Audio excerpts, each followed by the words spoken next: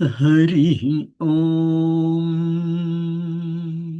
Sadashivasamarambham Shankaracharya Madhyamam Asmadacharya Paryantam Vande Guru Paramparam Mukam Karoti Vachalam Pangum Langayate Girim Yat Kripatamaham Vande Paramananda Madhavam. ओम शिष्य आत्म समर्पण कार्पण्य दोषो उपहत स्वभावः पृच्छामि त्वां धर्म सम्मूढ़ चेताः यश्रेयस्यान्निश्चितं ब्रूहि तन्मे शिष्यस्तेऽहं शाधि मां त्वां प्रपन्नम्. ओम. Welcome to the class today, and we are moving on to the 49th Shloka of the second chapter in Bhagavad Gita. The Shloka goes like this. Durena yavaram karma buddhi-yoga dhananjaya buddhau sharanamanvichcha kripana phala-hetavaha. In this Shloka, Bhagavan is further going into Karma Yoga, and he is trying to compare between the two. Durenahi avaram karma. Durena, keep it at a distance, don't do. He, for sure, certainly. Avaram, that which is not to be done. When we are speaking about karma, we have spoken about nishiddha karma. Himsa na kuryat, suram na pibet. These are all direct instructions saying you should not do it. Those kind of nishiddha karma, don't do. Keep it at a distance. Karma is activities. Avaram, var is a very common word that we use. Isne var mangata, usne var mangata kind of a stuff. So here, when they say it is avaram karma, that can also be said as any activity which is not kind of blessed activity, unblessed activities. Buddhi-Yoga Dhananjaya. Buddhi-Yogat, using the Buddhi, Buddhi-Yogam, which is Karma Yoga. By pursuing the path of Karma Yoga, I have written it as Jnana Yoga, it should be Karma Yoga, because we have used the term Buddhi-Yoga before. But we have, some people use it even as Jnana Yoga, saying that, hey, pursue the path of Jnana Yoga. That is what is going to give you the moksha. From that point of view also, there are schools which speak about it. The intent here is Buddhi Yogam, which is Karma Yoga. Dhananjaya, O Arjuna, the conqueror of wealth, Buddhau, applying such buddhi which you have acquired through the attitudinal change. Sharanam anvicha, put a complete surrender. Anvicha is towards that, put the effort towards that. So make a conscious effort to surrender everything that you do through this buddhi that you have got, which is that buddhi, Ishvara Arpana Buddhi and Prasada Buddhi, the lakshan of Karma Yoga. Kripana Phala Hetavaha. And then he says, those who are in search of karma phala, those who are looking for more returns, they are to be only considered, kripanaha, right, miserly or little-minded. They are immature. So those who pursue the path driven by the desire for fruits, they are immature. You apply your brain and pursue the path of Karma Yoga. So there are two ways that interpretation is done.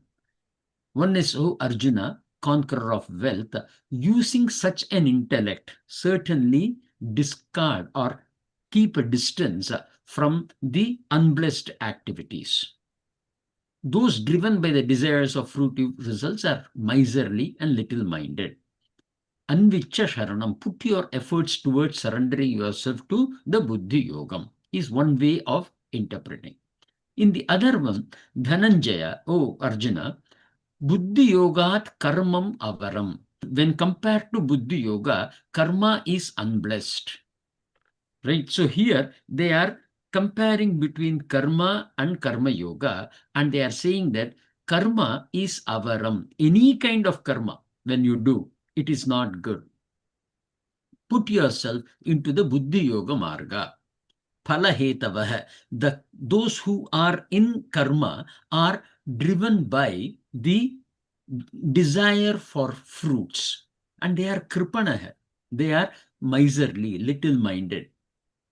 Expand yourself, right? And then anvicha sharanam buddhau. Put your effort towards surrendering yourself to your buddhi, that buddhi which is free from that desire for fruits. In the first interpretation, it is a direct instruction. In the second interpretation, it is a guidance based on comparison between the two. Is the way that there are several schools that speak about it. We don't use the second one because the Buddhi Yogam and karma is compared and said that karma is avaram. But then it will negate Bhagwan's 12th chapter, wherein Bhagwan says that, he says step by step. If you are unable to do Nirgana Swarupa Bhakti, then do Vishwarupa Bhakti, or you do Ishta Devata Bhakti. In this way, when he comes, if he says you cannot do the karma that the way that you feel, but whatever you get the results out of it, you do the arpan of that result. So he is accepting karma also into the tradition, and hence we do not prescribe to that definition, but it is not wrong. It is just some of the schools, they teach it from that point of view. Right? So if there are teachings which you come across which says that, hey, this is comparative, it is not wrong. It is a good interpretation.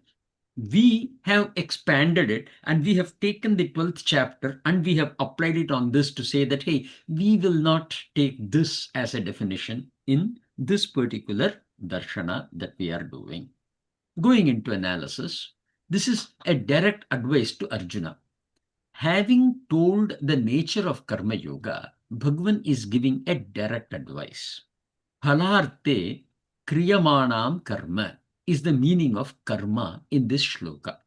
We have distinguished between karma and karma yoga. When karma is directly used, it means actions performed with the desire for its fruit. Otherwise, karne ka kya fayda? We even say this in a common sense, right? So we put our karma, attaching it to some kind of a result that you are getting. And if in case you are not getting the result, you are saying, what is the use of doing that karma in the first place? Right? So that is the kind of tendency that we have. And that is what Bhagavan is talking about in, again, an interpretation. Such karma is avaram. The he that precedes establishes this concept with certainty. Undoubtedly, this is so. For sure, this is so. Durena. In tradition, we attach this as an adjective to avaram, as in it is very low in order, so keep yourself in distance, or durena. The avaram is durena. The most common way to interpret this is as an advice. Keep it at a distance. Don't engage in such a avaram karma. In tradition, we consider attributing it as an adjective is more valuable, as keep it at a distance or avoid it or don't engage is implied. Okay, so that is the way that we look at it. Buddhi-Yogat, when compared to Buddhi-Yogam, the term Bhagavan uses for karma yoga, Dhananjaya is a direct reference to Arjuna, the conqueror of wealth. Buddho Sharanamandiccha, take refuge in such a buddhi based on karma yoga, is a beautiful, Andiccha is a very beautiful word, which is applicable to most of us. Put your effort in, a direct acknowledgement that it may not be successful at all times. So that we need to keep in mind. When Bhagavan says Anvicha, he understands that it is not going to be that easy for people like us to let go of it. Kripanah phalahetavah. Those who are engaged in karma motivated by desires for fruits are kripanah. show mercy on them, is the way that we also say it, actually. Right? What happens is, if someone we observe, then, why is he doing like that kind of a stuff? He is not able to do it in the right way, as a karma yoga. He is not able to, free himself up from that particular bondage, which means his mind is a little sick. Remember, mind flows, and raga is considered to be the sickness of the mind, as it tends to get attached. That attachment is a sickness. If a person is sick, you show mercy on them. You be kind to them. You don't have to say, hey, what he is doing is wrong, or he's a bad person. A lot of people try to jump into that conclusion. Because Bhagavan has used the word kripanaha, we take the kripa and say that we should express that kripa. Those who are worthy of kripa is the way that we should see it. Right? This term is used in Brihadaranyaka Upanishad. When Bhashyam comes, we will talk about it. This also is a note for us. We don't have to react to such people. Going further into the Bhashyam, Acharya says, "Ho Arjuna, actions performed with desire for fruits, phalartina kriyamanam karma, is extremely inferior, avaram, compared to actions done with a balanced mind, which is Buddhi-Yoga." Why is fruit-seeking action inferior? Because it leads to birth and death. Janma maranadhi hetutvat. It becomes the cause, hetu. And because of that, it is avaram. It binds you to samsara. Therefore, Krishna says, seek refuge, sharanam anvicha, in the yoga of equanimous understanding. Yoga Vishayayam Buddhau, or in the final wisdom of Sankhya, knowledge of the self, that is Sankhya Buddhi. So Acharya has used both of them. That is why we were kind of putting both to say how it goes. Because that understanding becomes the cause of fearlessness. Here he introduces, saying that, hey, if you attach yourself to the fruits, it will also induce the fear in you. Acharya says that abhaya prapti karanatvat, because it is the cause for you to overcome the pressure of fear, you should do it, is the way that he says. Krishna tells Arjuna, become one who takes refuge in supreme knowledge. Paramartha jnana sharanam bhava. So sharanam anvicha, Acharya is taking it as paramartha jnanam. In the paramartha jnana, about the absolute, about the Parameshwara, or about the Parabrahma, put your jnana into that and take refuge into that buddhi, is the way that Acharya has given in his Bhashyam. Further, Lord Krishna explains why he is urging this. Those who keep doing lower actions, that is, actions only for fruit, avaram karma, are called kripanaha, miserable. They are driven by thirst for result. Phala hetavaha, phala trishna. Right? Trishna and asangam, we have seen. Extreme desire. Right? Prayuktaha. And then he quotes from Brihadaranyaka Upanishad. He who leaves the world without knowing the imperishable, right? The Akshara Brahma, is defined to be Kripanaha. So it is a very clear statement that comes in Brihadaranyaka Upanishad. Shankaracharya quotes that, and he says the use of the word Kripanaha by Bhagavan is with respect to that, or we should read the term Kripanaha with respect to that. He is not only connecting Arjuna's battle as a duty, but it is a spiritual destiny as well. Choosing between being a yogi who seeks liberation or being Kripanaha, trapped in the endless worldly cycle, the samsara bandham, is the way that Acharya puts it. What does Brihadaranyaka Upanishad say? Hey Gargi, who in this world, without knowing this Parabrahma, offers oblations in the fire, performs sacrifices, and undergoes austerities, even for many, many thousand years, finds all such acts but perishable. One who departs from this world without knowing the supreme reality is miserable, kripanaha.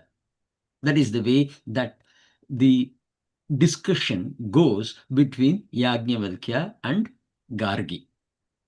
Right? But one who departs from this world after knowing this one God is the knower of the Brahman. Here, the emphasis is the purpose of your life. As we have discussed in the past too, there are two purposes that we talk about, Kshetra Paripalanam and Dharma Rakshanam. Right? And this Dharma Rakshanam is the means for us to get into the knowledge of Parabrahma. So we should pursue the path of Jnana Yoga and at the same time pursue the path of Karma Yoga as well. It is immaterial which ashrama that you are in. If you are in the Grihastha ashram, there are specific way. If you are in Sannyasa ashram, you are bound by a different set of activities, but you still have to perform your activities with that detachment. That is the context that these dialogues are generally discussed with. This slide I had written to explain what is this Gargi dialogue. So what happens is, in the Upanishad, Yajnavalkya goes to King Janak's palace. The day when he goes there, King Janak would have assembled all the great knowledge knowledge bearers in the country, in the Janak, or from all over the place. And he would have said that, here are 1,000 cows with one gold tied in each horn, which means 2,000 gold coins. The person who has this knowledge of Paramatma, Parabrahma, he is the one who is eligible to take it. Anyone who has got that particular knowledge is free to take it. Listening to this, everybody is silent. Nobody is stepping forward to take it. The Yajnavalkya steps forward, seeing that nobody is coming in. He says, okay, I will go in. And he says, okay, I will take the cows and go.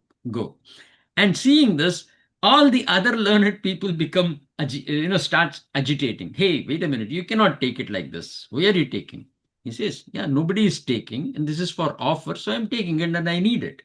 For my ashram, I need it, so I'm taking it. So others say, no, this is only for those with the knowledge of Parabrahma or Paramatma. So you have to answer us. So there will be a sequence of questions, right?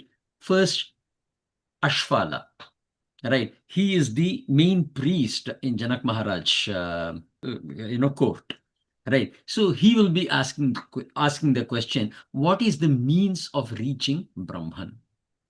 Right? He talks about yajna, karma, deities, etc. Then Artha Bhaga will come. What happens to the soul after death? That will be the question. Then Balaki Gargya, right? The question that he will ask is, what is the supreme being? He talks about many deities, asking which is supreme and so on. That will be the set of dialogues. And all of them will be very beautifully answered by Yajnavalkya. Then Uddhalakaha, also known as Aruni, he comes in. He discusses about the Pranan. Then Gargi comes into questioning. Gargi will ask, how is this Prithvi oven? So what is it that is the construct of this, is the way that she asks. And it is a continuous question. He says the answer, and what is that made of, and what is that made of, and so on and so forth. Right? Oda Prodam is the word that she uses. Right? And he answers everything. At one point, when he has reached the Brahma Loka, in terms of what is this Oda Prodam, Gargi will ask, right, how is this made of? The Paramatma Swarupam is made of, Parabrahma Swarupam is made of. Right? How that is the place where Yajnavalkya will say that if you are asking Brahmaloka, how the Oda Prodam of the Brahmaloka, I cannot say it is the Parabrahma, because at this point it changes the other way around. Right, when we explain it, that is not the way it goes. But Yajnavalkya will say that, hey, if you ask this question again, your brain will burst into 1,000 pieces, which means it is not logically determinable. That is the meaning of it. But the way it goes is it is a heated argument. So she sits down. Then Ushasta Chakrayana is the name of the person who comes in. Then he continues from where Gargi left. Tell me, Brahman, directly here and now, without any indirect explanations. So because Gargi was using this indirect path, he comes with a direct explanation, and he gives that explanation. Then Kohala Kaushitaka. Right. So what he asks is, what is Brahman's essence? Again, pursuing on the direct explanation that Ushastha had asked before. After that is answered, Gargi comes in. What is that imperishable reality, the Akshara Brahman? This time when Gargi is speaking, she has developed a huge respect for him. Very beautifully it says, right? So when the first time they spoke, it was a heated argument. And after she listened to the other answers, her tone would have totally changed. And then he explains it. And at this place only, Yajnavalkya says, if you have come to this world and leave the world without realizing the concept called as Parabrahma, then you have wasted your life. And he uses the word Kripanaha in that particular place. Right. It's a beautiful dialogue. The reason why I wanted to bring it here is to tell you that in the learning process that we are having, you start with logic, because until and unless your buddhi is convinced, it will not allow you to pursue the path of search to find the truth and realize the Aham Brahmasmi. The Atma Swarupam is the subject. So till the time your buddhi is convinced, or buddhi is logically clear in terms of what it is going towards, it is not possible to realize the subject. That is what the fifth questioner, that is the Gargi's first time questioning, that reveals. And then comes the realization of the subject. If you are trying to directly jump into the realization of subject, it will be very difficult.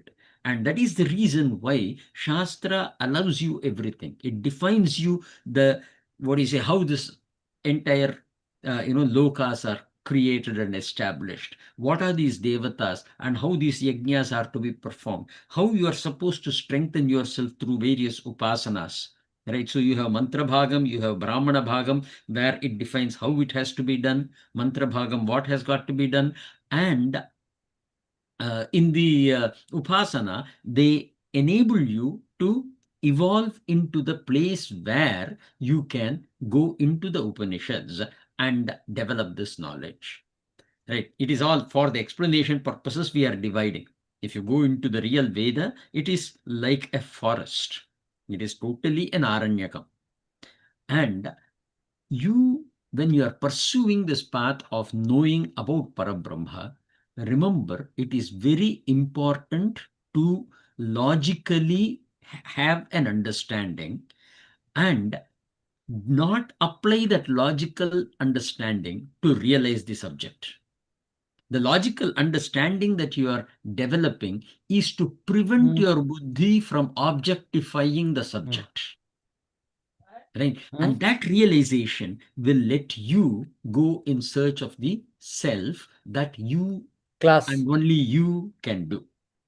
Now, Acharya will introduce the 50th shloka. Right?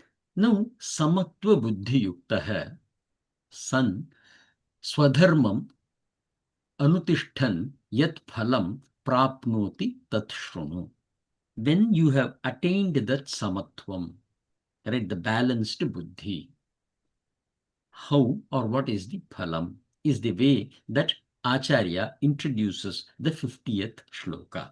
That is what is going to come in the 50th Shloka. And again, remember, the Samatva Buddhi is going to be repeated throughout. Unless we are able to bring that Samatvam in us, any moment you think you are big or you are small or someone else is big, any of them, three I have added, or any of them is small, right? The moment you do that taratamyam, you have slipped away. The essence of Karma Yoga as well as Jnana Yoga can be measured through how much of Samatva Bhavam you have attained. In this 50th Shloka, Bhagavan says, बुद्धि युक्तो जहाति है उभे सुकृत दुष्कृते तस्माद् योगाय युज्यस्व योगः कर्मसु कौशलम्. Very important one, right? So just because I'm in the path of jnana, I cannot say I will not do my karma properly, right? So you will have the same attention, same focus. I will tell you today's, right? Today, what happened was my work. Generally, I leave at 3 o'clock and I come because I start at 6 in the morning. Today, just before around 2:30-ish, one of the senior directors, he came over and he said, hey, can you help me with this? There is a big problem. So I said, of course, this is important. Let us do it. And I did it. It was Bhagwan's Ashirvad that exactly by 5:30 I was able to finish it and I was able to come to the desk at 6:30. Otherwise, I thought I will just do it from the office itself and continue the work. Right? But then I applied. I was not in a hurry to say that, hey, I have to finish it before and I have to come to the class and so on and so forth. Mentally, I had settled down saying by 6:30, I will not, if I'm not able to do it, I will complete it from here and go. I was lucky that at 6:30, by 5:30, I was able to provide what was asked for. We need to have that mindset wherein just because there is a pressure, I don't fall into it. I'm accommodating it, no doubts about it. But my karma, my activity at that place should be kaushalam, should be very well executed with the same excellence. But going into the shloka, buddhi-yukto, one who is engaged, driven by the buddhi, which is again the karma yoga as anushthanam is what is being spoken here. Jahati hai. Jahati is can let go of or get rid of. Iha, contextually in this loka itself. Now, right now. Ubhe, sukrita, dushkrita. Ubhe is both sukrita, good or positive results, and dushkrita, bad or negative results. Tasmad, therefore, yogaya yujyasva. Engage in whatever you are supposed to do contextually in the yuddham, in the warfare that he is supposed to go and engage in for Arjuna. For us, it is swadharmam, as Acharya always says. Swadharmam kuru is what he means when he says yudhyasva, means go and fight the war. He says you have the duty to do your swadharma. So tasmad yogaya, it's not yudhyasva, it is yujyasva. Yuj is to unite. Right? So contextually, it gives the meaning engage in. Right? So becoming one with in your action. And yoga, activity in which you become one with, is the context. So yujyasva yoga means become one with that activity. Karmasu, in all activities that one pursues. Kaushalam, with excellence. So don't be disturbed. You know this is the right thing to do. This is the commitment that you have. Engage with full commitment into that at that point in time. When you have to do it, you do it. That's about it. Because it is not someone is giving me the work. It has come in my way, and that is what Bhagwan's Ichcha is. And now it has come in my way. It is my duty. I discharge my duty with fullest of my focus capability and my mental state, because it is guna guneshu vartante. I'm not going to say I will always be sattvam. If I was in a rajasic bhav, I would have executed with a rajasic bhav. If I was in a tamasic bhav, I would have executed with a tamasic bhav. But I would have known that I am in tamasic bhav. I would like to try and elevate myself or discharge with the difficulty that I am facing, which is absolutely fine. The moment you become a gunatita, one who crosses over the gun, you know what gun you are in, and at the same time, you will not allow that gun to influence you. You will have a vash on that particular gun and your karma, because you are a swatantra, karta swatantra. Going further, there are two main concepts. One is karma yoga phalam, another is lakshan of karma yoga. Buddhi-Yukta is one who is united with the right understanding. What we have spoken about earlier, vyavasayatmika buddhihi. That is a karma yogi, one who uses buddhi to purify the attitude, not to calculate the results. Jahati hai is iha asmin loke jahati, tyajati, let's go off. Ubhe sukruta dushkrute. Right. Acharya puts it as bandha hetu sukrite dushkritaihi.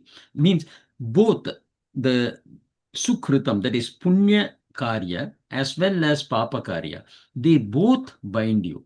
And when he says ubhe, he is implying both without any specific attachment to sukritam or dushkritam. Is liberated from the karma bandhan, is the contextual meaning here. Tasmad, therefore, and because performing karma as karma yoga liberates you from the sins and merits, from the punyam and the papam. Right? Because of that, when he says therefore, that therefore is because one is doing in this way. Another one, and because karma yoga gives a direct benefit that you can experience in this life. Jahati hai. And because karma yoga promotes the vyavasayatmika buddhi, the focused mind, right, an undivided mind, you can add anything to this kripanaha, right? Apahrita chetasam, trayate mahato bayat. So when you go back in your shlokas, all of them you can add to it when you put the tasmad. That is the beautiful interpretation that we have come across. So I thought, okay, I can share that with you. To say that though contextually the therefore can be applied because of jahati hai ube sukrita dushkrite, but we say that it is not just that. There are so many other things that you have read till this point in time. For everything, this tasmat is equally applicable. Yogaya yujyasva.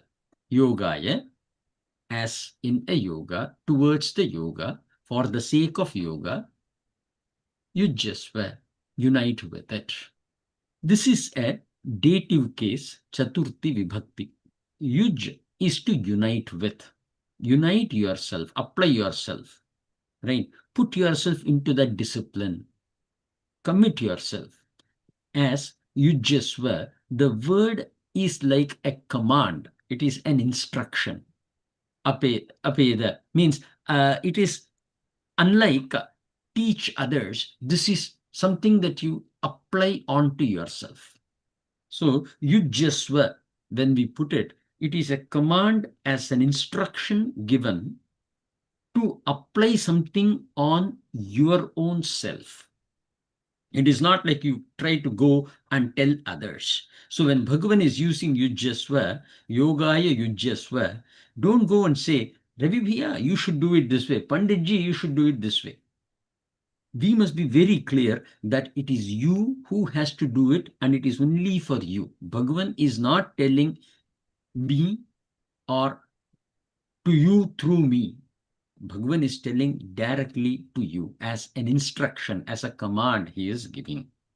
So yogaya yujyasva is directly applicable all through your life. Yogaḥ Karmasu Kauśalam. Here it is only Yogaḥ. Right? Yogaya was there earlier. Now it is Yogaḥ. In grammar, it is called as Prathama Vibhakti. Right? So, there are 7 Vibhaktis that we talk about. And we have even a table in singular, plural, and in dual, because we have 2. Sahatau te tam te tani te nitabhyam taihi. Right? That association is there in the Vibhakti. The nominative class, direct class, is the Prathama Vibhakti. Basically, it stands as the subject in the sentence. Now, why grammar? It has an important significance here. Yogaya is called sadhana rupam. It is not in the first vibhakti. We saw it in the fourth vibhakti. Right? That is the sadhana rupam. Yogaha, whereas in this place, it is in the prathama vibhakti, which is siddhi rupam. So, one is effort driven, another is the result driven. You will know what is sadhana. Here it is associated with how you engage in. That was a command. You also know what is the siddhi. Here the association is how you perform your karma, or what is the outcome of it, or what is the state in which you perform the karma. What does this mean? A direct translation is yoga is mastery in action. Right? We use the term dexterity. It generally means skillful, efficient in hands, etc. But it also means cleverness, right? Or adroitness in thinking or speaking, right? It involves precision and nimbleness, thanks to Google, right? They are excellent choice of word. How nimble you are, how accurate you are. And in Tamil, the term kushalam is still very commonly used. Though it is more commonly used for, are you good? Are you welfare? Kushalam visarikkirathu means we are going to inquire about their goodness or their wellness. It also means skill or excellence. In Hindi, kaushal is not very commonly used, though it is still a valid word. It is used in poetic senses sometimes. Right? It means what is skill or proficiency, dexterity, etc., expertise. So here, when we are talking of doing kaushalam karma, it means all of it. You must be skilled in that, or you must evolve and develop your skill further. Remember, perfection is not what we are talking about. Your skill level must be there. You must have confidence in the skill that you have to apply. You must be proficient. You must be, unshaken when issues come about it, right? You should have the knowledge, expertise in it. You must have talent, competence, etc. Every aspect of it can be put together under the single word called as kaushalam. No matter what you do, your alertness should be there in terms of your preparedness, in terms of your skill, and in terms of your ability to execute, the commitment to execute. All of them should be in complete order at all times. That is what is the Kaushalam Karma. So in his advice, Bhagavan is exactly telling this. Maintain the dexterity in action, but engage as in yoga, Buddhi-Yukta, by applying the Karma Yoga form of engagement, which is defined in the 2 terms that we have used before, Ishwararpana Buddhi and Prasada Buddhi. So these 2 should be there in us with full awareness of that, and with full capability. One must live all of the life, all the actions in the life. And when you're tamasic, you will be tamasic. It is okay. If you are rajasic, you are rajasic. It is okay. It doesn't disturb you. You work towards the purpose, but you try to keep that in your control. That is what we are talking about. Now, we will examine the kushalam now. Kushalam karma yoga. High skill being applied at work is yoga, is the direct meaning. But unless we understand what Bhagavan is intending, there is a lot of scope for misunderstanding. Say, I skillfully cheat someone. Okay, people do it.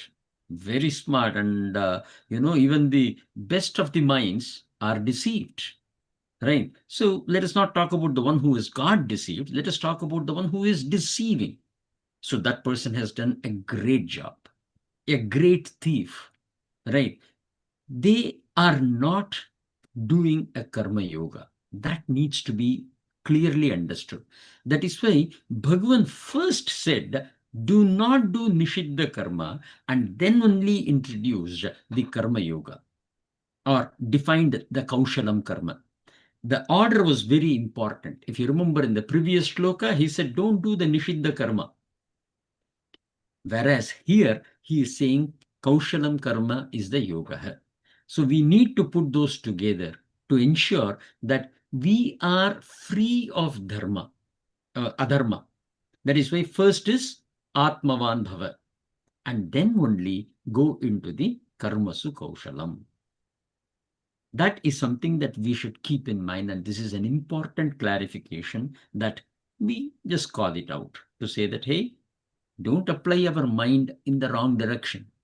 Okay, Kaushalam karma, I can do this. If I'm doing it, then it is a karma yoga, because Bhagavan has said that. No, that would be a wrong context, because just in the previous shloka, he has also warned, saying that you should not do Nishiddha karma. Let us take this with what Bhagavan will say in the next adhyaya, in 335. Shreyan swadharmo vigunaha paradharmart swanushthithat swadharme nidhanam shreyah paradharmo bhayavah. So here Bhagavan makes it, establishes that not only what he said about the Nishiddha karma, if it is not your karma, if it is not falling within your dharma, within what you are supposed to do the anusthana, right? For example, I am not a doctor, and Ravi Bhaiya comes and says, I have a headache. I go and say, hey, take this medicine, my prescription medicine. I also suffer from this headache, so this one is really very good. You should try to take it. This is sinful. What Bhagavan says is, it is full of fear, because I am not a subject matter expert there. It is not my dharma. When I am doing my swadharma, like I am architecting my system, then I can even let the whole system fall. It is okay. Or I can fall with it, no problem. But I should not do someone else's work. That is another important thing that we need to understand. So when Bhagavan says Kaushalam karma, another thing that he is also implying is, do your swadharma and keep away from paradharma. And that paradharma, keeping away, is even more difficult than doing your swadharma. Typically, people swadharma, okay, I am kind of bored, yeah, the same thing I have to do. And we try to stop doing it, which is rare, but relatively. But paradharma, oh man, oh, that I can, why is that you can't do? He is doing his job. Why is it that you need to put your hands into it? Unless he asks for a help, that is different. But putting your nose into it, that is something, again, should not be done. So when we say Kushalam karma, that is another thing that we have to keep in mind. So how then should Kushalam be seen? Right, in Shanti Parva, Bhishma tells King Yudhishthira. He says, Karmana bhadyate jantuhu vidyaya tu vimuchyate tasmat karma na kuryadi akaranat mokshamapniyat. So the dexterity that we are speaking about is being very skilled in eliminating the possibility of karma binding you. The other way of looking at it, now we said, don't misunderstand the Kaushalam karma. Here we are going to develop a proper understanding. What is the proper understanding? We take this as the guidance, which is don't let your karma bind you. Karmana badhyate jantuhu. That bandhan you should be able to let go of. And how do you do that? By not becoming a karma phala hetu. And with absolute Ishvara Arpana Buddhi and Prasada Buddhi. This is the direct definition of Kaushalam Karma. Another way that it has been established to understand, hey, when I am doing Kaushalam Karma, Bhagavan says, and that too as a command, that you do Kaushalam Karma. When he says that, what should I do? Or what should I not do? And we are trying to only analyze those things. Remember, there should be no deliberate carelessness or complacence. If at all there is an error or deficiency, when you are doing it and you experience in the course of action, you will not be disturbed because it was not deliberate. It was not out of, carelessness. And we also clarify this. Does it mean I will not get disturbed? The term disturbed must be seen as me being disturbed, not a disturbance igniting an action suitable for that situation. Okay, so what kind of disturbance? That which binds you. That kind of a disturbance is what we should try to get out of. Right, I am driving, every light I am hitting, right, I get disturbed. Right, that disturbance is not wrong. That is a natural expression of the body in a tamasic mood or in a rajasic mood. In a sattvic bhavam, that is not going to disturb me at all. So now I need to understand where my body is. And you should continue because you are the karta, you drive what is to be done and you continue doing your work. Getting the disturbance is not wrong. Getting disturbed by such disturbances is wrong. That is the thing, that is the minor difference that we need to understand and elevate ourselves. The example that I had written in creating this slide was, I am performing a puja and someone turns the fan on and the diya is flickering. No, that disturbance is igniting an action in me. Hey, can you turn off the fan? This is good. On the other hand, no, who turned off the fan? This is not. Here, the disturbance is taking over me in the second example.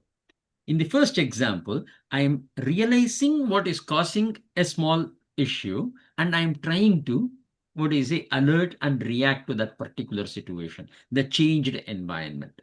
So reacting to a changed environment should not be misconstrued as disturbance. The experience of disturbance must also be separated from you. That is the one that will elevate you into that Gunatita Lakshan. Another dimension of looking at Kaushalam. What does karma do? We have seen Drishta Adrishta Phalam. Right? In karma theory, they are called as Agami Karma. If you go back, if in case I just want to refresh it, which is we have Sanjita Karma, which is the collection of all the karmas. From that, we take a small portion and we take a birth. Right? That is called as Prarabdha Karma. And then once I'm born, I start doing action. That action is again going to add some additional papam and punyam. They are called as Agami Karma. Right? The new Adrishta Phalam that you accumulate. Karma in this instance, we can use experience for convenience. Generates raga dvesham. For example, when children were young, I used to take them for shopping. Very young in the stroller, they were only wondering. Once I bought candy in the candy section and thereafter they got addicted to that particular section. Every time they go, they have to buy something in that particular candy section. And it be so many colors full of it. It used to be called as Hagen near our house. Right? So that place, they became so, they want to go only for that particular candy shop kind of a stuff. It became to that point. The thing is, this Agami Karma is something that is also binding you.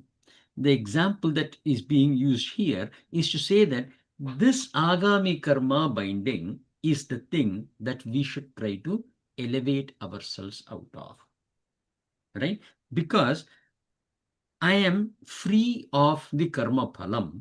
There is no binding that happens with the agami karma. That is another way. Again, it's all measuring mechanism.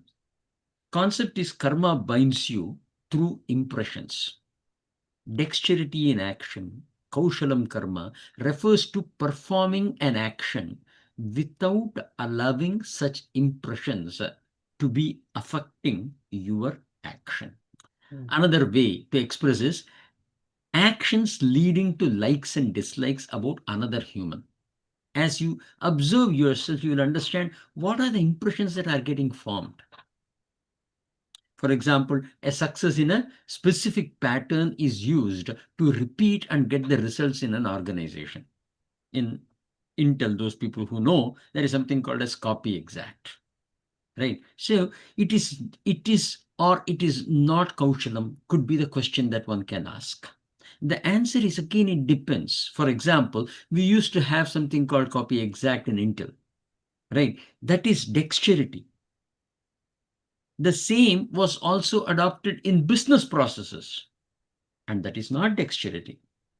In Intel, what they did was, in the production line, particularly because we are doing such minute prints, the copy exact was very helpful in moving ahead with the production. What it means is, if I make a mistake and I correct it, when I am going into the production, I will make the mistake and correct it. I will not try to re-engineer to say, fix it and do it. That was adopted in the production line, and it was very, very good. It was the right thing to do. But then what they did, copy exact is very successful, so we will start adopting it in various business processes. And that was not. Right? So we need to understand that just because something is applicable somewhere, it doesn't mean it is applicable everywhere. We need to go into the purpose, and we need to go and put our dexterity in terms of the results that we are trying to generate. One who uses the same karma which binds to liberate himself from the bondage, by using that karma as a tool to overcome this natural deficiency of karma. Use the same karma which binds you to liberate yourself. And that is Karmasu Kausalam. In Bhashyam, Shankaracharya puts it as, one who is united with a balanced mind, Buddhi-Yuktaha, Samatva Vishayaya, Buddhaya Yuktaha, abandons the here itself, right? Because Bhagavan has said that, Ubhe Sukrita, Sukrita Dushkrita Punya Pape. He is just explaining what is the way that we should interpret Sukritam and Dushkritam. How is it done? Through the purification of mind. Acharya uses the word Sattva Buddhi and arising of self-knowledge, Jnana Praptihi. That is why we gave so many examples to explain what is that Jnana Prapti. Therefore, Lord Krishna says, strive, yujyasva, gathasva, for the yoga of equanimity, Samatva Buddhi Yogaya, because yoga itself is the real skill in action. Yogaḥ hi karmasu kaushalam. Right? So Acharya puts yoga in association with karmasu kaushalam, like what we were discussing earlier.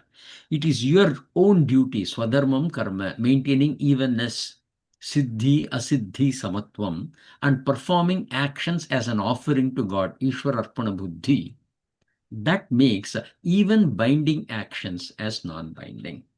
This is the place where all this analysis really took birth from. Even actions that would normally cause bondage due to attachment becomes free from bondage naturally when done in such a manner. Tasmat, be equipped with intellect or equanimity, that balance in mind. Hey Arjuna, Samatva Buddhi Yuktaha Bhava Arjuna. And then he goes to the 51st Shloka, continuing on, closing the Karma Yoga. At this time, we will take a break, and we will open it up for Q&A. Pandit Ji, Jai Siya Ram. Good Jai to Shri see Ram. Jai Shri Ram, Guruji. First of all, जन्मदिन के बहुत बहुत शुभकामनाएं आपको. you. Thank you. Um, and Guruji, like you said, Kaushal Oh. Karmana. Mhm. That means what you are trying to reflect. If let me see if I understood it, but that whether it's a diverse effect or any um, any positive, but for Kaushal Karmana, you have to have a very steady mind. You cannot let the bad impact or the positive impact overtake you. Correct. Absolutely. Absolutely. And that is the one of the definitions of Kaushalam Karma. Kaushala Karma. Right. So the other things that we were talking about was also having that commitment to that action. Right, right. Right. That is also there. The Or mastery of your action. absolutely skills and everything. So the Wonderful. Kaushalam Karma is being best in the action. What is the Mm. definition of being best in the action is the various analysis that we saw, various examples to say that, hey, look at this way, look at this way. And all Ah, of them are just, inducing you to think in the mananam, which follows the shravana. without even worrying about uh, when regular people do karma, it's like they calculate everything for the fruit of it. Instead, in Kaushal Karma, it's just like mastery of your karma. Correct. Mm, Correct. wonderful, wonderful. And Wow. anything that you do, and you need to see the reason why we were spending so much of time on Kaushalam Karma is, okay, काम को अच्छी तरह से करना चाहिए. No, Mhm. काम को अच्छी तरह से करना चाहिए is a good definition for Kaushalam Karma. No doubts about it. But it is an abstract definition. अच्छी तरह से का मतलब क्या है? We will have to explore that. How can I become good at doing that particular action? And that is why Mm. we introduced one is the skill, the primary ones, the skill, the commitment, the dexterity that you show, the what do you say, ensuring that the work is, the paying attention to details. All these things are part of the Kaushalam Karma, which is अच्छी तरह से करने का. और So, उससे ज्यादा important है पराधर्म को नहीं फॉलो करने का. right. उससे भी और भी इंपॉर्टेंट है, what do you say, when you are doing the Kaushalam Karma, being aware of the output and learning from it and applying it based on the need. Right. So Mm. as you are doing a karma, you should Mhm. understand that karma is not a straightforward one. It Right. is, there could be ups and downs and ups and downs and ups and downs. मुझे Mhm. कुछ करने का है, यहाँ से I have to come to California. There will be so many ups and downs that I will be going through. Mhm. Right. Now, it's a simple drive. If in case you say ठीक से ध्यान से गाड़ी चलाने का है, that will not be enough to Right. understand the Kaushalam Karma.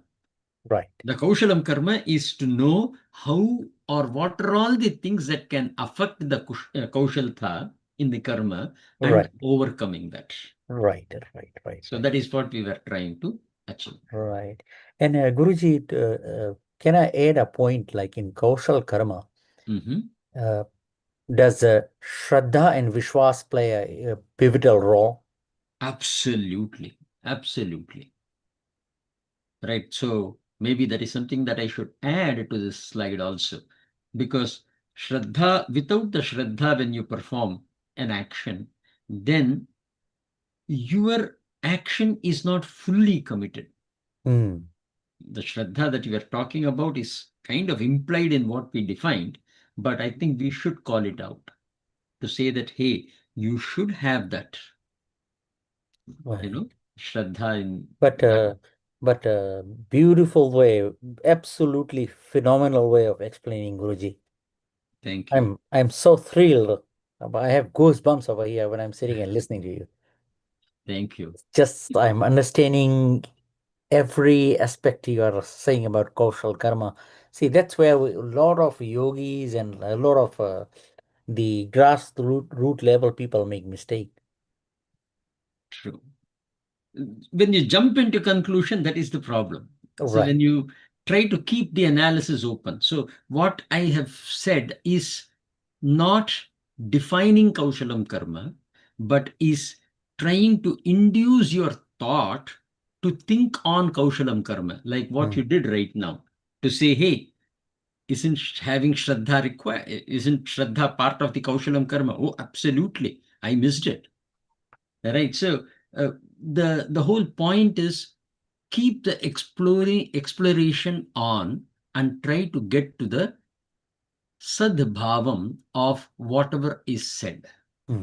And this class, as I said, is not to just tell you what is the definition, but it is to enable you move towards and adopt that definition.